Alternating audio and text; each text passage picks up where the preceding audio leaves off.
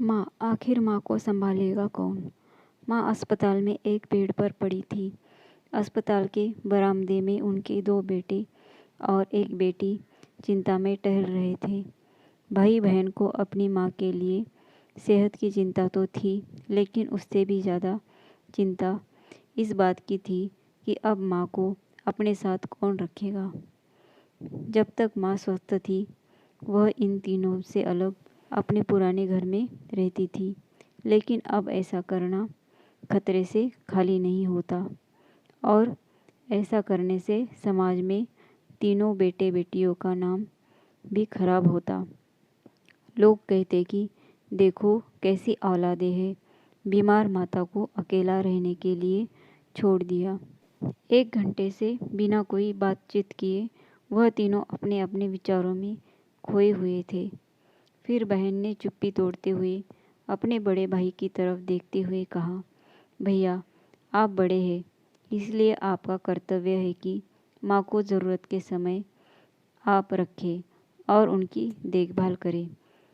छोटी बहन की बात सुनकर बड़े भाई ने पहले अपनी पत्नी की ओर देखा और बोला, मैं इस बात से बिल्कुल इनकार नहीं करता कि बड़े होने के नाते मेरा माँ की देखभाल करने का कर्तव्य है, लेकिन तुम तो जानती ही हो कि मैं और तुम्हारी भाभी दोनों ही जॉब करते हैं। ऐसी हालत में माँ के साथ किसी न किसी को हर वक्त उनकी देखभाल करने के लिए उनके साथ रहना पड़ेगा, जो हमारे लिए बहुत मुश्किल हो जाएगा। बहन, तुम तो पूरा दिन घर ही रहती हो, तुम माँ को अपने साथ क्यों नहीं रखती?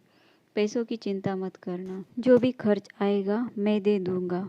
सुशील भैया, आप तो जानते ही हैं कि मैं माँ से कितना प्यार करती हूँ, लेकिन आप यह भी जानते हैं कि मेरे ससुराल वाले कैसे हैं। मैं यहाँ बिल्कुल बर्दाश्त नहीं कर पाऊँगी कि कोई मेरी माँ को और मेरे भाइयों को भला बुरा कहे। इसीलिए अच्छा यही होगा कि माँ को अनिल भाई के यहाँ रखा जाए। बड़े भाई सुशील ने भी छोटे भाई अनिल के यहाँ माँ को रखने के लिए सहमति जताई। आप यह कैसी बात कर रहे हो?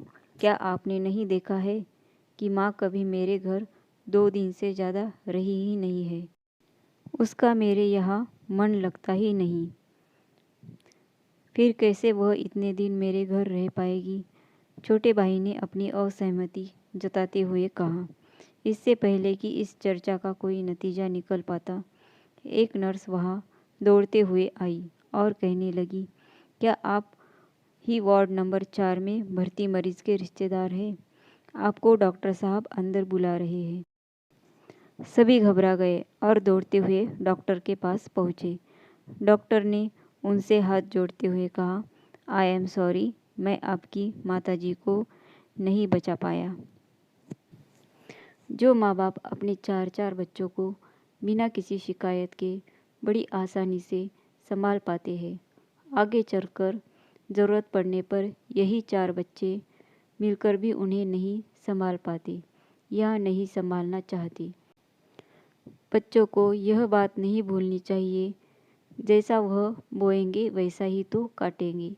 अगर आज वह अपने माँ बाप के साथ बुरा बर्ताव करते हैं, तो उन्हें यह याद रखना चाहिए कि उनके बच्चे भी बड़े होंगे और वह भी बूढ़े होंगे। जो उन्होंने अपने माँ बाप के साथ किया है, उनके बच्चे भी उनके साथ वही करेंगे। कहानी अच्छी लगी हो तो वीडियो को लाइक कीजिए और चैनल को सब्सक्राइब ज़रूर कीजिए। Thank you for watching.